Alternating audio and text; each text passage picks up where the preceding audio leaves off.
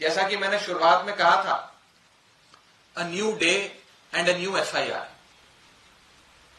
ये शीर्षक है जो मुझे लगता है कि इस समय जो आम आदमी पार्टी के खिलाफ भारतीय जनता पार्टी ने जंग छेड़ी हुई है, उसको एक प्रकार से संदर्भ में डालता है कि रोजाना एक नई मुकदमा, एक नया एफआईआर बीजेपी के लोग करते हैं। और बदला किस चीज का ले रहे हैं? इस चीज का बदला ले रहे हैं कि अरविंद केजरीवाल जी ने देश के एथलीट्स, हमारे खिलाड़ी, रेसलर्स के साथ जाकर जंतर मंतर पर न्याय की गुहार लगाई। क्या अरविंद केजरीवाल जी ने सत्यपाल मलिक के इंटरव्यू से लेकर जो उन्होंने गंभीर सवाल खड़े करे पुलवामा हमले को लेकर, उसके बारे में 4 सवाल पूछे, किस चीज का बदला अरविंद केजरीवाल और आम आदमी पार्टी से ले रही है बीजेपी? क्या गरीब लोगों को मोहल्ला क्लिनिक देकर, दवाई इलाज देकर उनका अच्छा इलाज कराने का बदला बीजेपी हमसे ले रही है? क्या आलीशान वर्ल्ड क्लास स्कूल बनाकर दिल्ली के 18 लाख स्कूल जाने वाले बच्चों का भविष्य बदलने का काम जो अरविंद केजरीवाल जी और मनीष सिसोदिया जी ने किया, उसका बदला बीजेपी हमसे ले रही है? ये कुछ सवाल हैं जो मैं चाहूंगा जिसका जवाब भारतीय जनता पार्टी दे। और मैं सीधे तौर पर यही कहना चाहूंगा कि ये आज के इस दौर का दुर्भाग्य है कि दो कानून इस देश में लागू हैं। एक कानून जो आम आदमी पार्टी के लिए लागू होता है, जिसमें मात्र पॉलिटिकल कटाक्ष करने पर हमारे एक नेता पर गुजरात में एफआईआर दर्ज हो जाती है, और दूसरी ओर देश के खिलाड़ी जंतर मंतर पर बैठकर न्याय की गुहार लगा रहे हैं। भाजपा के एक नेता के खिलाफ जो एक अपराधी है, उस अपराधी के खिलाफ मुकदमा दर्ज करने की गुहार लगा रहे हैं, लेकिन उनके खिलाफ एफआईआर दर्ज कर भाजपा राजी न थी। ये 2 कानून आज इस देश की और इस दौर की बहुत बड़ी दुर्भाग्यपूर्ण वास्तविकता हम सबके सामने दिखाते हैं। और ये शायद इसीलिए है क्योंकि अरविंद केजरीवाल में भारतीय जनता पार्टी को अपना काल नजर आता है। मैंने पिछली बार भी जब प्रेस कॉन्फ्रेंस करी, उसमें बात रखी कि जैसे कंस को यह बात मालूम थी कि उसका वध भगवान श्री कृष्ण के हाथों होगा, भगवान अवतार लेंगे और उनका काल बनेंगे, ऐसे ही भारतीय जनता पार्टी को यह एहसास है कि उनका अंत अगर होगा तो अरविंद केजरीवाल जी के हाथों होगा। केजरीवाल ही बीजेपी का काल है, इस बात को भाजपा समझती है और इसीलिए हर संभव कोशिश कर रही है कि केजरीवाल को चोट पहुंचाई जाए, आम आदमी पार्टी को चोट पहुंचाई जाए और उन्हें खत्म किया जाए, उनका अरविंद केजरीवाल का पॉलिटिकल असैसिनेशन कराया जाए। ये भारतीय जनता पार्टी का ऑब्जेक्टिव है, उनका लक्ष्य है, लेकिन इसमें कभी सफल नहीं होगी क्योंकि इस देश की जनता का आशीर्वाद, इस देश की जनता का प्यार अरविंद केजरीवाल को प्राप्त है, आम आदमी पार्टी को प्राप्त है और पूरी भारत देश की जनता चट्टान की तरह आम आदमी पार्टी और अरविंद जी के साथ खड़ी है। कुछ सवाल हो इस संदर्भ में तो आप पूछ सकते हैं। आपने जो इंतजाम करने से एफआईआर की बात की, उन्होंने मन की बात के खर्च को लेकर सवाल उठाया और फिर तुरंत डिलीट भी कर दिया। देखिए, राजनीतिक कटाक्ष होता रहता है। आज एक सोशल मीडिया पे पोस्ट डाली राजनीतिक कटाक्ष की, उस पर एफआईआर दर्ज कर दी। दूसरा भाजपा का नेता अपराधी जिसके लिए सारे खिलाड़ी जंतर मंतर पर बैठे हैं, एफआईआर की गुहार लगा रहे हैं, न्याय की मांग कर रहे हैं, उन पर कोई मुकदमा दर्ज नहीं होता। इस देश में 2 कानून तो नहीं हो सकते। इंडियन पीनल कोड तो एक ही है, सीआरपीसी तो एक ही है। ऐसा तो नहीं हो सकता कि आम आदमी पार्टी के लिए आईपीसी और सीआरपीसी एक हो और रेसलर्स के लिए, भाजपा के नेताओं के लिए अलग प्रकार का कानून हो।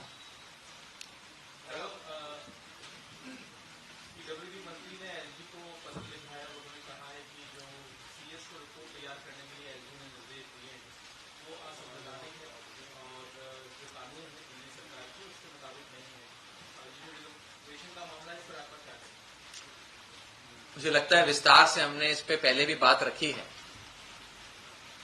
मैं तो सीधा कहना चाहूंगा कि बात जो होती है परिप्रेक्ष्य में होनी चाहिए। जहां एक तरफ माननीय प्रधानमंत्री जी के रहने के लिए निवास स्थान 8,000, माननीय प्रधानमंत्री जी के रहने के लिए निवास स्थान 500 करोड़ का बनाया जा रहा है, 8,400 करोड़ का जहाज उनके लिए आलीशान खरीदा गया। अभी पता लगा कि आईआईटी कर्नाटक के उद्घाटन में 10-10 करोड़ रुपए मात्र 1 घंटे के कार्यक्रम के लिए उन्होंने खर्च कर दिए गए। तो बहस परिप्रेक्ष्य में होनी चाहिए। और मैं भारतीय जनता पार्टी के नेताओं के लिए और उपराज्यपाल के लिए कहना चाहूंगा कि अरविंद केजरीवाल दिल्ली के बेटे हैं। अरविंद केजरीवाल दिल्ली की जनता की सेवा में लगे हुए हैं। उन पर जो आप कीचड़ उछालने की कोशिश कर रहे हो, इसका बदला दिल्ली की जनता लेगी, आपसे हिसाब मांगेगी। आम आदमी पार्टी भाजपा के नेताओं ने अपने ऐशो आराम पे जो पैसा खर्च किया है, 8,400 करोड़ का जहाज खरीदा, 500 करोड़ के मकान बनाए, इन सबका हिसाब मांगती है। इसका हिसाब भाजपा दे।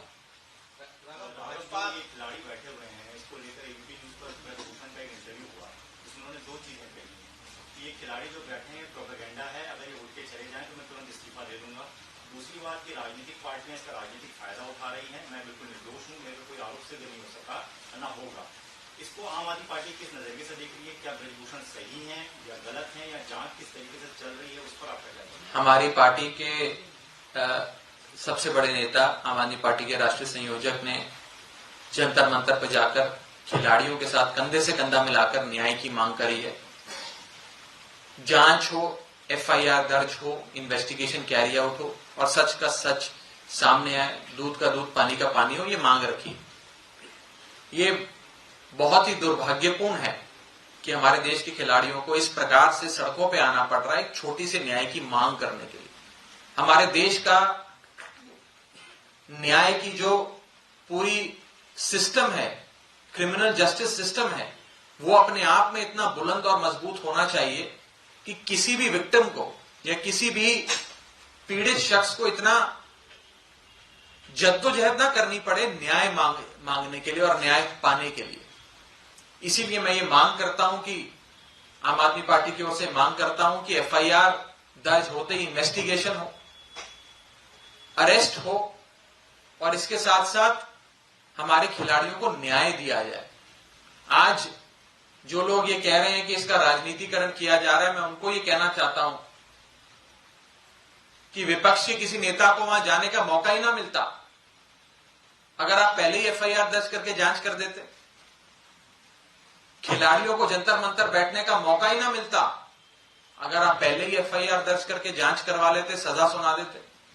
ये तो आपकी नाकामी है कि आप लोग, भारतीय जनता पार्टी की कानून व्यवस्था की और प्रशासन की नाकामी है कि आप लोग एक एफआईआर नहीं दर्ज कर पाए।